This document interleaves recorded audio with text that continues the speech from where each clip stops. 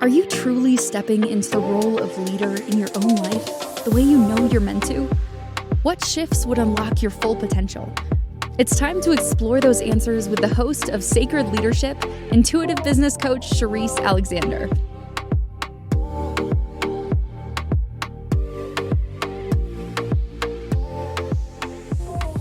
Welcome to Sherisse Sacred Leadership with Sherisse. My name is Sherisse Alexander, and thank you so much for joining us on the Inspired Choices Network for today, where we are continuing in this vein of the workspace and how do we become sacred leaders and the leaders of tomorrow. So, today, what we're talking about is creating joy in the workplace. And I know that for some folks out there, it's going to be like creating joy in the workplace. Like, what is that about? It's such an interesting topic, or maybe it's not interesting. Maybe it's like bizarre. But, anyways, I've been thinking a lot about my own journey here in West Africa. And for any of you that have been to West Africa, Nigeria specifically, it is an environment that is a lot. It is a lot mentally, emotionally, physically, spiritually, like your vision, your sight, your like all of it. It's just constantly overwhelming. And I think that I've been using these last 7, 8 years trying to like create this joy within my space because I've never worked anywhere where that actually had to be work, if that makes sense. And I'll give you a little bit of background before people are just like, oh, you're just totally tearing it down. No, I'm not. What I'm saying is that if you've ever been in an environment such as this, there's so many things that can contribute to the environment maybe not being joyful. So I was thinking about it and reflecting a little bit about my own journey. And I thought, you know what? This is kind of part of the journey of being a leader. And how do you create joyful moments, days, weeks, months, years, all the things in the workspace? So let's dive in. There's quite a bit to talk about. And where I'm going to actually start is maybe a little bit out of left field, but I'm going to go there anyways. And I'm going to share a little bit of what it is that I did when I finally started to, I think, figure out how to do this, at least for myself. Um, and I think the easiest way to maybe segue into this is talking about like your home. And when you're like, you buy a house, you're out there, you're looking for a house, and you walk into a house. And for those of you who have bought houses or rented houses, you know when you walk into a house and you're just like, this is not it. And you can look at all the physical things that don't work with the house, not enough light, it's dated, it's got ugly carpet, whatever the things may be. But there's also something very intangible that you can't necessarily put your finger on. So let's say you find the perfect house, right? It's got good numbers, if you're into numerology, it's got great feng shui, it's got all the things that you think it should have, but there's something just not quite right about it and you can't put a name on it. And that's where energy comes in. And so that's actually where we're going to start when we talk about creating joy in the workplace. So, one of the things that I think working here has, you know, come into my awareness on is like the energy of a space absolutely has an impact on the folks that are within that space. And so, one of the things I first started doing, and it was interesting because I was doing it quietly and I was doing it only in my own space. I wasn't wanting to have my beliefs and my ideologies kind of spill over into the workplace. But what I had done is at the time I had an office that was like on the main floor and or on the second floor. And it was like, it was great. It was perfect. It had really great windows. I loved it. But the energy wasn't quite right. So I had come in, I think, on a weekend, like on a Saturday. It was either a Friday night or a Saturday. And I had my sage and I had my Palo Santo and I have like all the things that I would use to like energetically raise the vibration in the place. So, for those of you who might not be familiar with like cleansing a space energetically, that's exactly what I did. So, you can get sage at any of your local metaphysical stores. It is commonly used and it is extremely widespread. And simply all that you do is you light it up and it's going to create smoke. And you just go around the room and do not forget to like catch those corners and those cracks and those crevices because energy can get stuck and kind of linger in a space. I always like to go around the doors, around the windows, and be particularly mindful.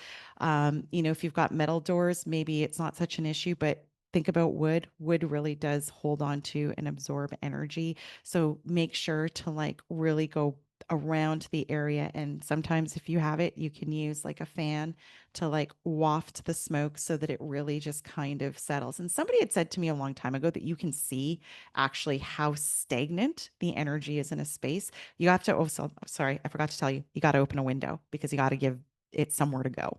But somebody had said to me many years ago, you can see actually how much energy is stagnant in an environment by how much smoke is actually being generated from the sage.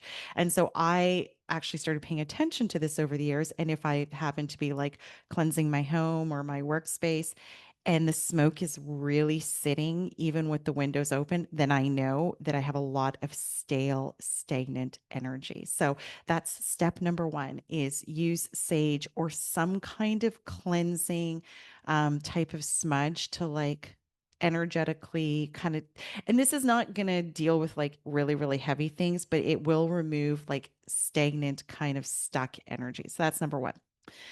Number two, after you've used something like sage, then you are going to go and you're going to buy or you're going to use something called Palo Santo.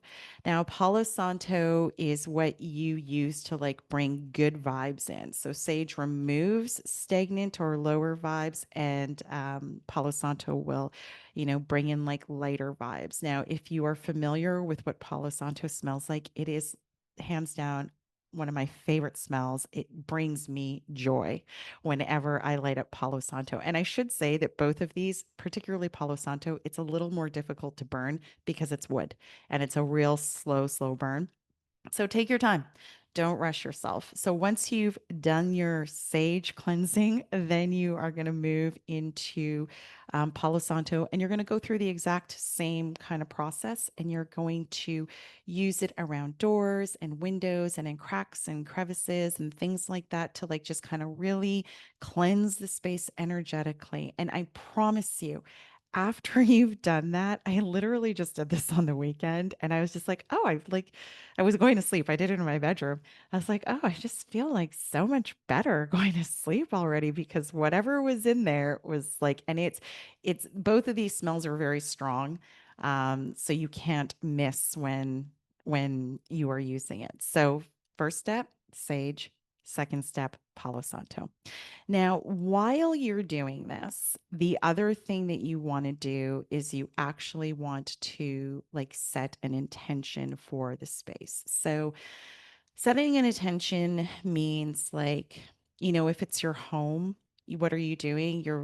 You're almost like calling in energies that are going to support what it is that you want to bring into the environment. So because we're talking about the workspace, the things that I would probably put out there would be things like, I want people to feel good. I want people to feel productive. I want people to feel happy and engaged. I want there to be, um, you know, conflicts come up, but if there are conflicts, then that we're going to be able to like see eye to eye and find a common ground and move forward. So, whatever those intentions are, that is what you are actually doing. So, I would do it at the very beginning of your cleansing and then kind of in the middle again when you're dealing with the Palo Santo and then at the end as well, and then that way you're like really really kind of putting yourself into it. Now the thing about intentions is like you can think about it like manifesting. People often think that manifesting is just thinking it. No, it's not. It's way more than that. Manifesting becomes very, very, very powerful when you add energy to it. Um, I say it often. Words have meaning, thoughts have meaning, they have value, and they have weight. So it's kind of like it's really important to make sure that when you're doing this, that you are in a good space yourself. So if you're feeling super emotional, or if there's something chaotic going on in the planets, like, just make sure that you're feeling calm, centered, grounded, like clear headed, like just very good emotionally and energetically, because the intention that you're putting out there is like really, I'm somebody who really likes to visualize and feel into things. So I will do this. And that's why I said I try to do it like on Friday evenings or Saturdays when there's nobody in the environment around me, because in that way, I'm not being weird and self conscious about what other people are thinking. Although, interestingly enough, what had happened once when I was doing this is somebody in the office came flying into my office and he was like, "Are you burning incense?" And I was like, "No, I'm not burning incense, but I am saging." So, and I just kind of carried on. And he was like, "Oh, that's pretty cool." And I was kind of surprised because I didn't expect that. But getting back to my point around intention, make sure that you're like in a really great space for yourself personally before you move into this. Because when you pair your energy with intention, it becomes extremely powerful. So when I talk about what you visualize, right? You're going to add the feeling into that. And the feeling is like, can you recall a time when you worked somewhere and it was joyful? Like you loved it. You couldn't wait to get to work and like see your work friends and like kibitz around the water cooler or whatever it was. That's what I mean when I say put the energy into it. So you're going to recall that experience that really lifts you. And that is the intention that you're going to put into it is like, oh, I remembered this time when I was feeling this. And that is the power of manifesting. So equally, I'm sure that you've all had an experience where manifesting goes the other way or negative intentions go the other way, where you get stuck on a thought loop and you're recalling all the old feelings and then you continue to perpetuate this cycle. So we're not trying to do that. We're trying to create joy in the workspace. So to recap this process of first things first, which is what we're ultimately doing here, is we're lifting the vibration in that particular space. So you can start, if you want to see the effectiveness of it, start in like, if you have your own office, start in your own office, like as in your own four walls with a door kind of office. If you have like a common area, like, a kitchen or things like that. Now, obviously, I know that people can have some sensitivities around this thing, but around scents and things like that. So obviously get clearance if you need it.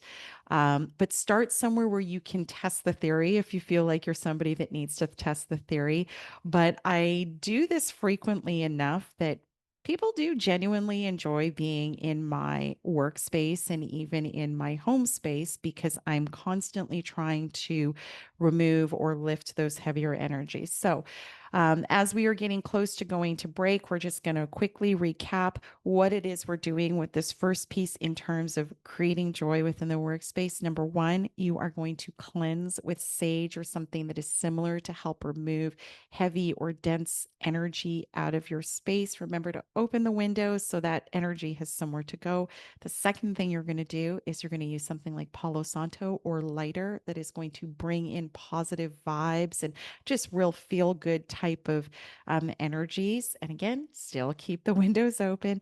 And then the third piece of that is while you are going through this entire process, what you are doing is you are putting your intention to it, visualizing what it is that you want to create, visualizing those positive things like just, people high fiving, whatever it is. And that is where we are going to start with this piece of creating joy in the workplace. So, As we are about to go to break, in the next segment, we're going to talk about the other things that we can do when we are trying to create joy within the workplace. And of course, this also can go for your home. You can also do all of these things when you are looking to create joy in your home. Now, before we go to break, I just want to remind you that we are now on the Inspired Choices Network, and we are so happy to be here. We are here weekly for your entertainment. And when we come back, we will move on to what next in creating joy in your workspace. Leadership isn't reserved for CEOs or world leaders. It's something each of us is called to embody in our own lives. But how do you awaken that inner leader with clarity and confidence? On Sacred Leadership with intuitive business coach Sherisse Alexander, you'll discover powerful tools and spiritual insights to align your words, actions, and outcomes. Tune in every Wednesday at 11 a.m. Eastern, 10 Central, 9 Mountain, and 8 Pacific, right here on InspiredChoicesNetwork.com.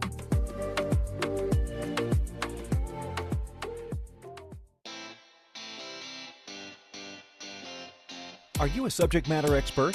Are you here to share your expertise with an audience waiting to hear from you in only the way you can deliver?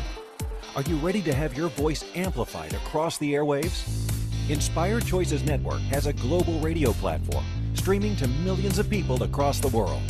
Professionally produced and supported by an accomplished team every step of the way, you can broadcast from anywhere in the world, knowing your voice matters, and we ensure it is delivered with ease and efficiency. Eager to hear your message, the world awaits. Contact us today to become an Inspired Choices Network radio host. Email become a host at inspiredchoicesnetwork.com. This is Sacred Leadership with Sherisse Alexander. To participate in the program, join the live studio audience in our chat room at inspiredchoicesnetwork.com. You can also send an email to Sherisse@pavitraleadership.com. Now back to the program. Welcome back, everyone. My name is Sherisse Alexander with on Sacred Leadership with Sherisse on the Inspired Choices Network. And before we went to break, I was talking a little bit about how do we create joy in the workplace. So just to recap what I just covered before we went to break, the first thing you're going to do is raise the vibration of the environment. And the way that we're going to do that is utilizing sage, Palo Santo, and setting really positive intentions. So once we have energetically cleansed, the next thing that we're going to do is we are going to now kind of really get into the work of it. Now, if you think about joy in the workplace, and this is really more from the employer perspective. We ultimately all have to be responsible for our own joy. But as an employer or a leader, sometimes that means you have to kind of examine all the other things that are at play in the environment. So the question that I would pose here is like, okay, great. Now we've cleansed energetically or we've raised the vibration. Now what? And the reason why we kind of set the stage with like cleansing the energy is because you're what you're doing is you're lifting the vibration or lifting the energy within the workplace so that we can prepare, for lack of putting it a better way, the environment to support these other positive vibrations that are going on within people. That's ultimately what you're trying to do. And so it's like a staged or stepped type of process. So the first thing that I did when I was going through this process is I looked at myself first because I'm a firm believer that when you are a leader of an organization, what you see is a direct reflection of yourself as a leader. So, and it's unfortunate, but if fortunate or unfortunate, I guess it depends on what side of the coin you're looking at. But if you are looking at your environment, the business that you're building, the organization that you're really trying to grow, and you're seeing that people are not engaged or you have high turnover or people are just not happy, they're just complaining, they're late, all these kinds of things to me are indication that people are just not happy. And it's real easy to point the finger outwards, but really what I chose to do for myself was just kind of like go inward first and really look at myself as a leader and how was I showing up, and then get real critical. And I don't mean critical in like the way where we beat up on ourselves, but get real critical in terms of being constructive with myself. And I would have conversations with people around me wanting to understand, like, because, there's this effort that you can put into being a leader, but if it's not being received, then there's obviously a disconnect. And the only way to really find that out is if people are giving you that feedback. So I think already said on this show, and you'll probably continue to hear me say it a lot. I have a policy where I will say to people, hold me accountable. I am not just saying that. I'm really imploring you, because I think that I'm doing an amazing job, and I think that people are hearing me and they're feeling me and all this other kind of stuff. But the reality is like there can be a disconnect. And today, truth be told, is a beautiful example of that. So today so I'm in one of those modes right now where I'm touching base. We've just come through, basically 90 to 120 days of like really trying to shift the energy in this environment in the workplace. And so I decided to have a very impromptu chat session with one of the folks that works with me. And so I just said to her, I'm like, you know, and I really tried to make it very comfortable for her. And I just said, I'm really interested in getting feedback for how I'm showing up as a leader. And, I'm trying to be all of these things. And when I say be, what I mean is I'm trying to really lead by example, but I just want to make sure that it's landing. So can you give me honest feedback? And she gave it to me. She said that, and it was actually really, really good feedback. And my feelings weren't hurt. That's a really good sign that the healing inner work that you're doing is on track, because I was not even triggered by a thing that she'd said. But what she'd said is that she felt, or some of the feedback was that I was not particularly interested in all parts of the business, and that she felt that that there was some favoritism that was going on. And I think that was it. Those were the two things. And so I reflected on that and I was like, okay, am I playing favorites? And so I spoke to her concerns. And the truth of the matter is like I could see how people would think that. I'm not playing favorites. And I'm sure that you can all appreciate that when you naturally have like a really good vibe with someone, it can look like that because you're really, really vibing with that person. But the point I'm getting at is that, you know, could I understand where this person was coming from? Absolutely. Was there truth in it? No, there wasn't. I don't have favorites. I can understand the perspective that folks were coming from, which in terms of like me maybe vibing more with people. But the reality is that when you have a hierarchical organization, you are going to interact with some people or departments more than you are others. So I could appreciate it, and I will certainly be more mindful of it to, at least let these folks know in a way that, like, I am interested in what you're doing, but I'm also trying to respect and honor the boundaries of my colleagues and my counterparts and their departments, which is office politics. So, there's a very real thing there. I can't go stepping on everybody else's toes, to make other people feel great, because I still have to manage, the relationships with my colleagues. So my point is that the first thing that we do when we are trying to, raise the vibration and address joy in the workplace is we do have to look within ourselves. And so ultimately what I'm asking you or inviting you to do is, are there things that you can do for yourself as a leader in order to bring more joy into your experience? And one of the things that I found really, really helpful in this process as well was like doing like kind of highlighting my blind spots. So, feedback from your staff is one, that's great. Feedback from your colleagues is also another really great way that you can kind of gauge what's going on.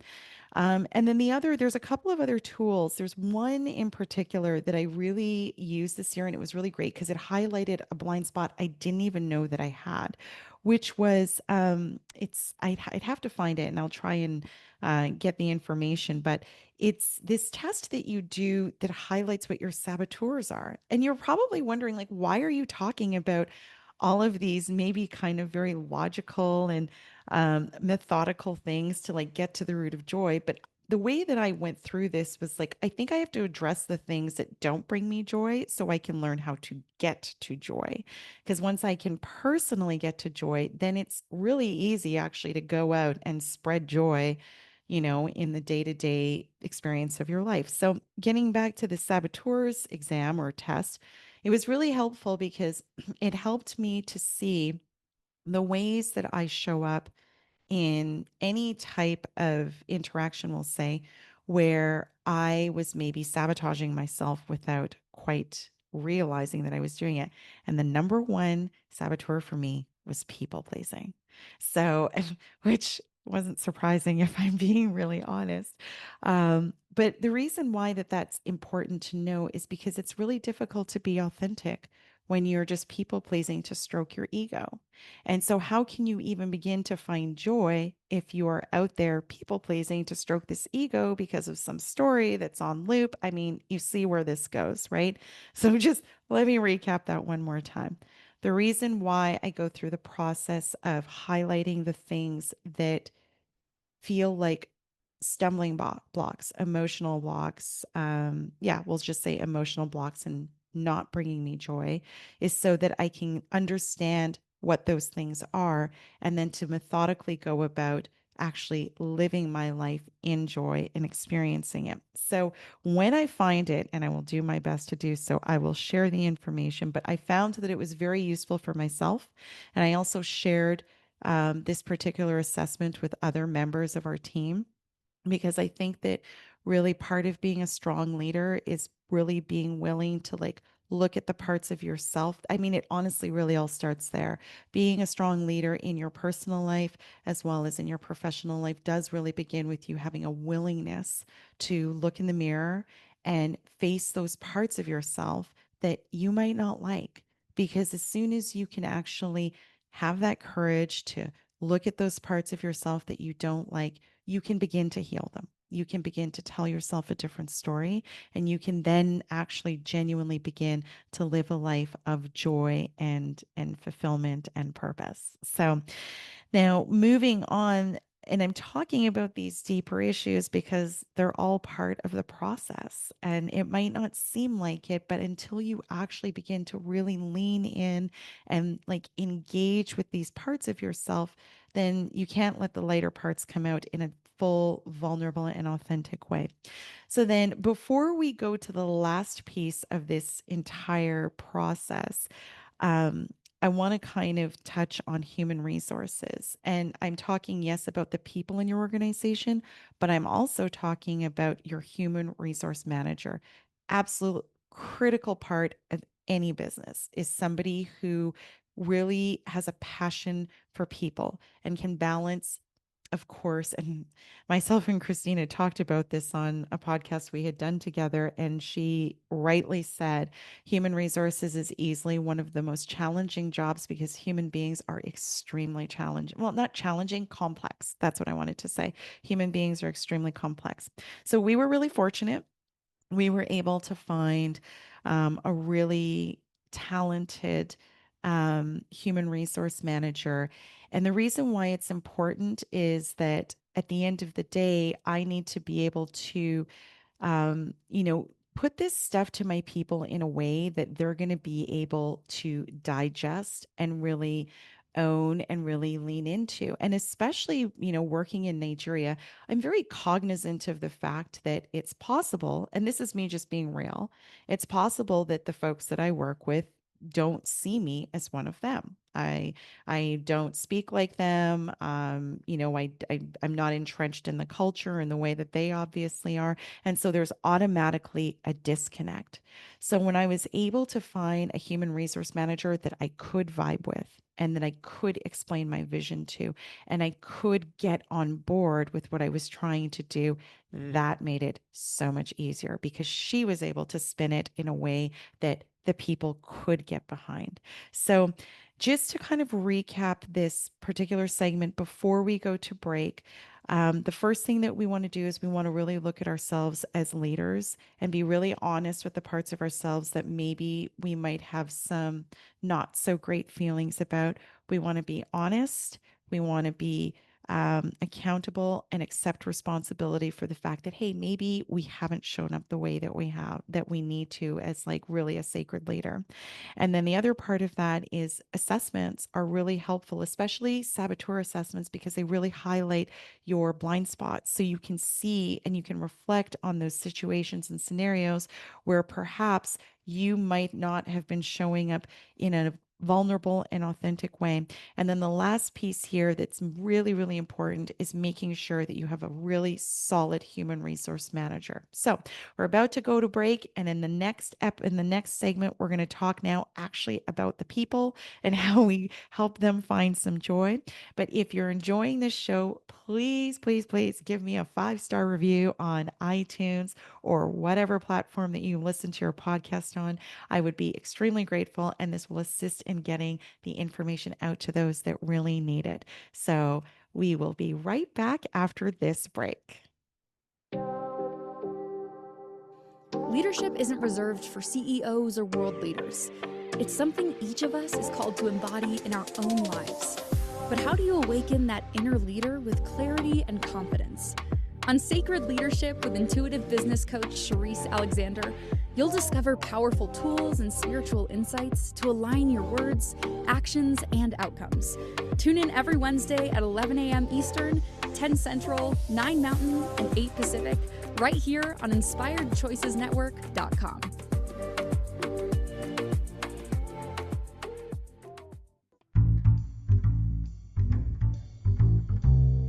How wonderful would it be to carry your favorite Inspired Choices Network host with you throughout your day?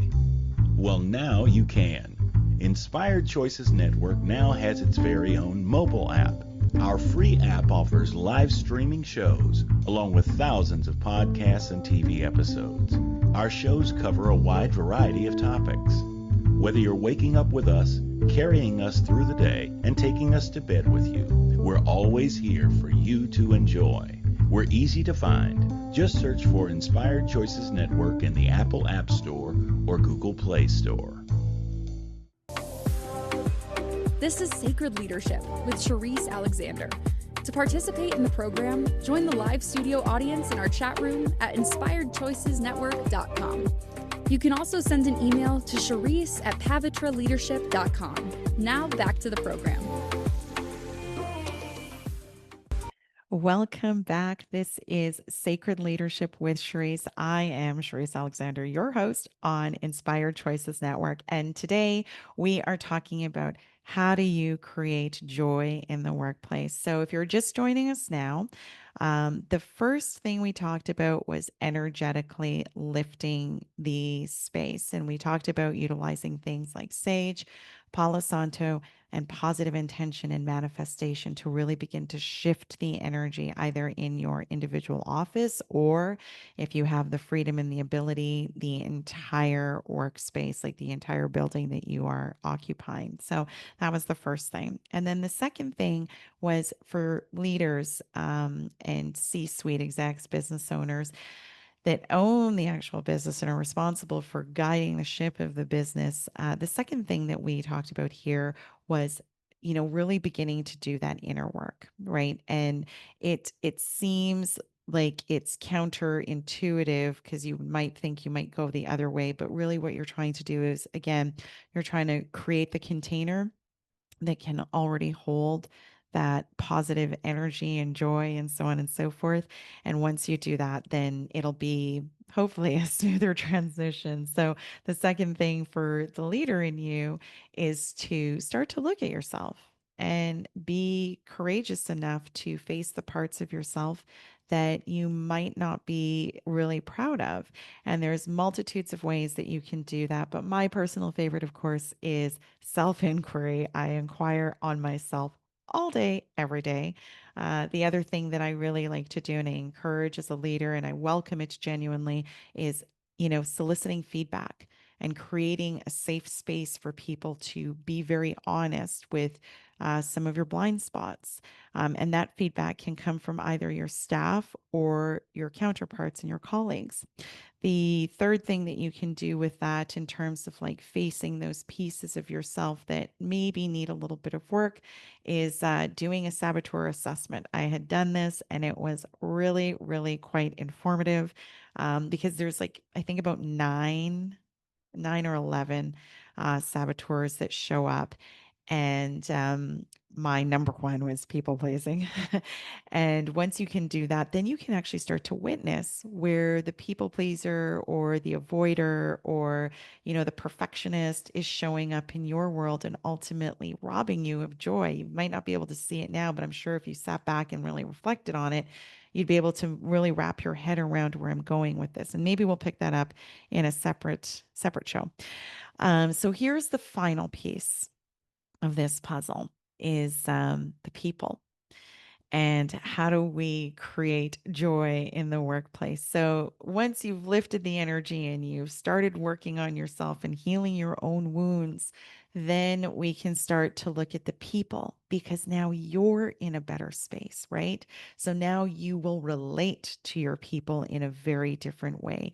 Instead of feeling defensive, because you might not like what you're hearing or what they're saying or how they're showing up, you can witness it through a very different lens and begin to guide and coach them on, these things that, will help them as well find joy in the workspace. So this stuff is all very practical. Um, so the first thing that we started doing was creating opportunities to relate with our people and in fun ways, right? So this is genuinely where the joy actually begins to come in. Like we wanted them to begin to actually have fun and not just have it all be so humdrum and monotonous and, so on and so forth. So we would do things where people, like most people, tend to be pretty competitive in this workspace.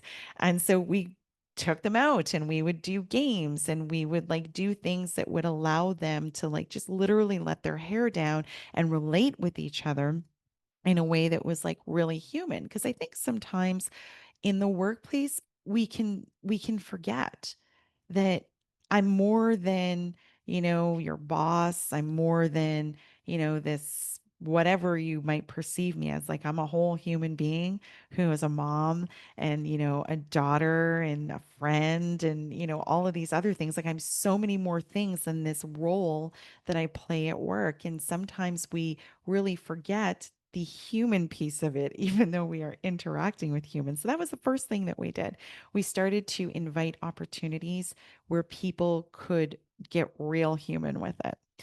The second thing we did, and this one shocked me, is that we created opportunities for them to allow their creative juices to flow.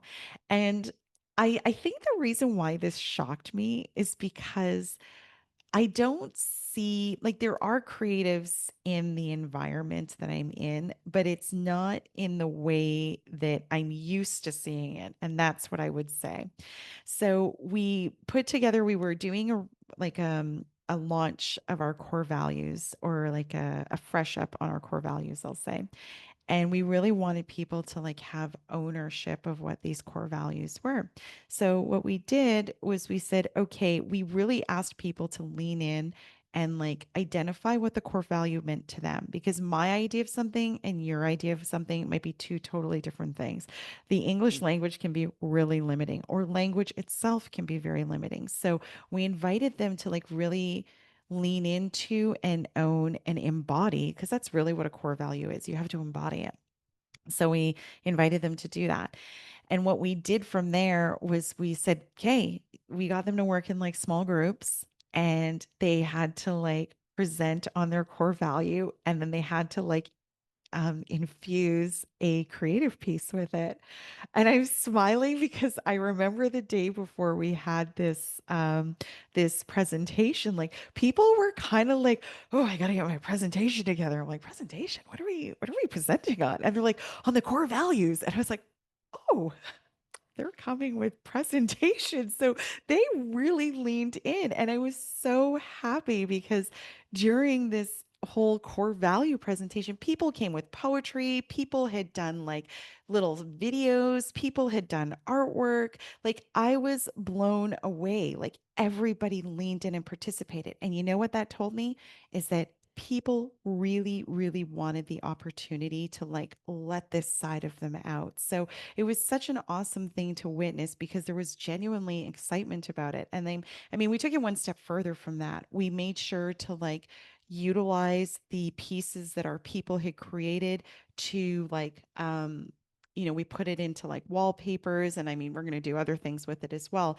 But we wanted our people to understand that their creation should be reflected in the work that we do every single day so that when you see your core value, accountability, or collaboration or any of these things, you can really begin to lean in because you did that. You and your team put that together. So it was really, really, really successful. And I strongly encourage because they had a lot of fun with it. So there was obviously joy that was infused into this very creative endeavor. Um, the next thing that we do is we have town halls. Now, town halls are, probably pretty par for the course in most organizations. But what we started doing with the town halls is I kind of asked the HR manager to set the tone. And the tone that I asked her to set for the town halls was that you had to be like when you were giving your feedback, whatever it is, so you could speak your mind, but it had to be done in a way that helped other people understand that you weren't tearing them down. So, as an example, it would be something like, I tried to like do this thing and, because this didn't happen. So not necessarily pointing your finger at somebody, but like saying, because this particular thing didn't happen, unfortunately, I wasn't able to do this. So once we started setting the tone at the beginning of a town hall, because let's face it, town halls can be, it's an opportunity for people to vent. So they can be a little bit of a downer. But I noticed that like once we started kind of putting these frameworks in place, they it naturally lifted the meeting. People weren't coming angry. People weren't leaving angry. People didn't even feel like they weren't being heard because we had set this very positive intention and this very positive energy before going in. And like I said, setting the container so that people could speak their truth, but in a way that wasn't going to bring down the overall vibe of like what the point of a town hall is, which is to have effectiveness, right? Okay, and then moving on, this kind of like bleeds right in naturally to communication. Now, you might be like, well, how does communication bring joy? Well, quite easily, actually, because think about yourself. When you are, in an environment or in a situation where you don't feel like you're being heard, you don't feel like people understand you, you don't feel like there's like zero connection when it comes to language, it makes it very, very difficult to feel any type of positivity. So clear is kind. Brene Brown said it in Dare to Lead, and I could not agree with her more. Now, for leaders, I get it. You can't tell everybody everything in the business, and that is not what I'm talking about. I'm talking about people like to know that their leaders know where they're going and that they can trust the direction that you are taking people in. So when I say, especially in times like if we think back a little bit to COVID, which was like a really tough time for many people, the reality is like the leaders who really, really succeeded were the leaders who could understand that people were scared. People were scared for their health. People were scared for their families. The world was feeling very chaotic. Nobody knew what was going on. And the leaders that could see that and speak to that and be honest and say, you know what, I get it. It's scary, but we're going to get through it and really just say, and even if they could say, I don't really know what's going to happen, but as soon as I know, I'm going to give you an answer. Interestingly enough, even that is like a way to really incite the beginnings of joy anyways, because people kind of breathe have a sense of relief because you're acknowledging what their fear is. And if we acknowledge what people's fear is, it begins to, like I said, it allows us to release the fear and allow joy to begin to come to the surface. Next on my list, and this is kind of fun for me, is like the inner child. But before we talk about the inner child, we do have our final break coming up. So when we come back, we will talk about the final piece of this, which is the inner child and how playing with the inner child, for lack of putting it a better way, will allow joy to really come to the surface. So when we come back, we will talk about the inner child. Leadership isn't reserved for CEOs or world leaders. It's something each of us is called to embody in our own lives. But how do you awaken that inner leader with clarity and confidence? On Sacred Leadership with intuitive business coach Sherisse Alexander, you'll discover powerful tools and spiritual insights to align your words, actions, and outcomes. Tune in every Wednesday at 11 a.m. Eastern, 10 Central, 9 Mountain, and 8 Pacific, right here on InspiredChoicesNetwork.com.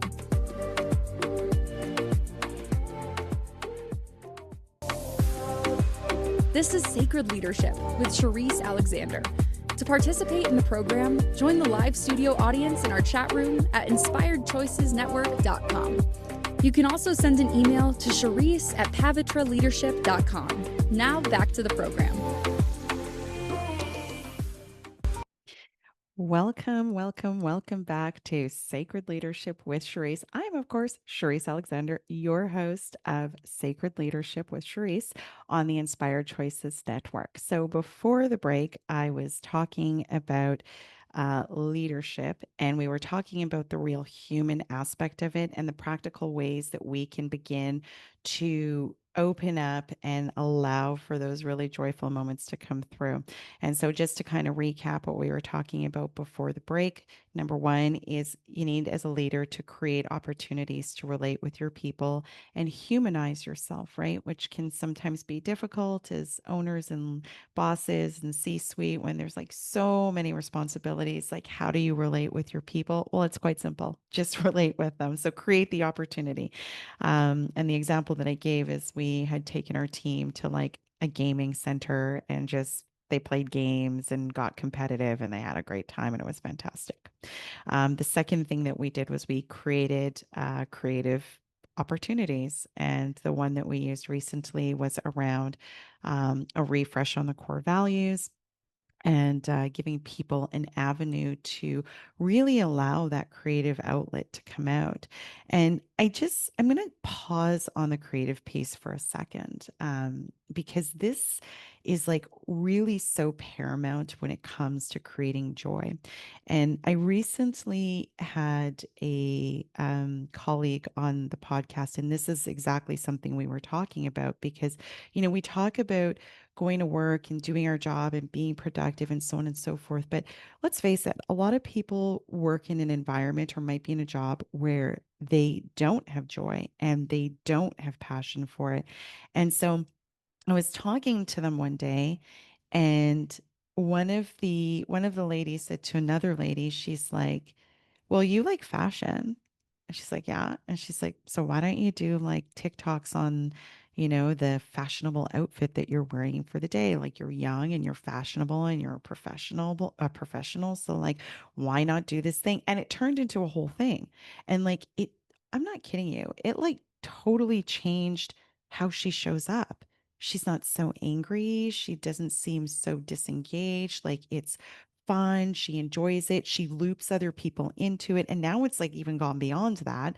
Now it's like they do things with the CEO, like, doing their TikTok challenge thing. Sorry, did not do TikTok. So I just don't know anything about it. But the point I'm getting at is like it gave them a way to, number one, connect in a way where we can humanize each other. Number two, it gave her a creative outlet. Number three, she was absolutely passionate about fashion. Number four, she's having fun. And so what happens? She's engaged. And that's what we wanted. So just by pointing her in the direction of doing something that she was passionate about and could be creative about, leaders, please do not underestimate the power of creativity. It can unlock a world of juiciness in your team. So that's what I wanted to see about creativity. We'll come back to that momentarily. Um, we were moving on to town halls. So again, setting the intention, just setting a safe container, and started off as the leader or the HR person, started off in a very positive way. Yes, let people speak, but let it be productive and positive. Communication, as I said, Brene Brown said it best. Clear is kind. And that what she was referring to is clear communication is kind. And then right before the break, I was talking about the inner child. So this is where the joy really comes about, because when we let our inner child come out to play, that's where the magic happens. And I think something to be mindful of here is, like, I don't know about you guys, but like sometimes when I sit and just kind of think about the past and when I was a kid, and somebody had asked me one day, they're like, what was your favorite memory from being a kid? And hands down, 3 seconds, I could like say it. And it was like, t- I'm going to take you guys back in time, but it was like back in the 80s. And it was like you'd wake up, it's a July summer day, the sky is blue, there's not a cloud in the sky, the sun is beating down on you. All your friends come knocking on your door. They want you to grab your bike. So there's no cell phones, there's no walkie talkies. It's literally bye, mom, and you're gone for the entire day. And it was freedom, but it was fun. And that is really where your inner child's got to come out and play. And that is the feeling that I'm talking about. So I'm not saying start your workday by going to jump on a bicycle with your friends and, freewheel it around the neighborhood. That's not what I'm saying. I'm saying that feeling is the inner child that you are after. So how can you do that on a daily basis? So the example that I actually just gave was around a young lady in our workplace who maybe was not feeling as engaged. And as soon as we were able to like tap into what made her really, really excited, we got to see a very different side of her.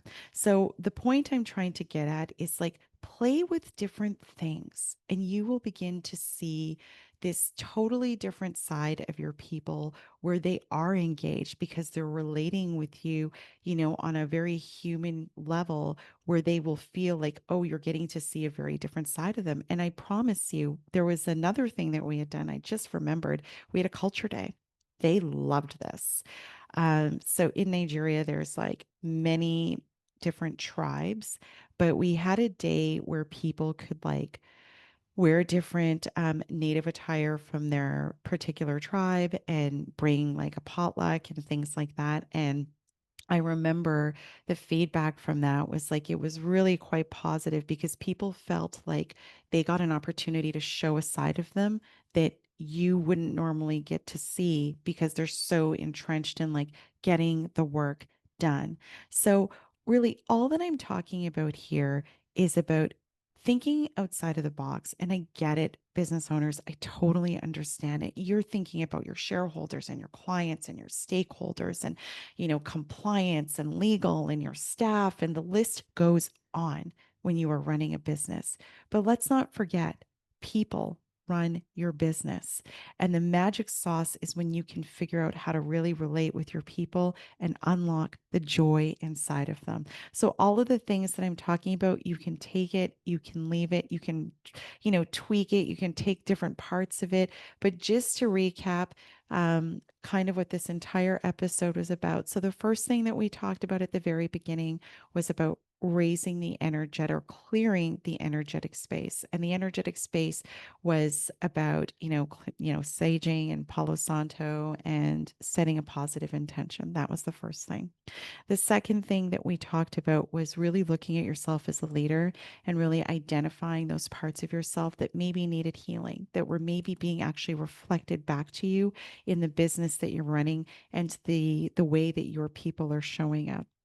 And then the third thing that we talked about was now really providing opportunities for people to discover the inner child and to be creative and to really have these relatable, very human moments. And when you put all of this together, this is where the magic really starts to happen. But there's a couple of things that I want to just make sure that you're really mindful of when you start on this journey. The first thing I want you to remember is that it does take time. It's not an overnight process. There's going to be forward movement. There's going to be people that don't understand what you're doing, don't even understand why you're doing it. But what I want to say to you is stay strong and hold the course. That's going to be the first thing. It will take time. The second thing is it's a process. So what I'm suggesting may work for you. You might need to refine it. You have to refine it for your environment. And the last thing, of course, is request constant feedback. Always ask for the feedback because that's how you adjust. So thank you so much for joining me today on Sacred Leadership with Sherisse. Until next time.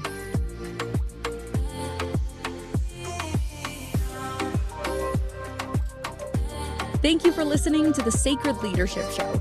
Sherisse returns Wednesday at 11 a.m. Eastern, 10 Central, 9 Mountain, and 8 Pacific on the InspiredChoicesNetwork.com. Until then, continue taking small steps today to be a leader in your life for the collective.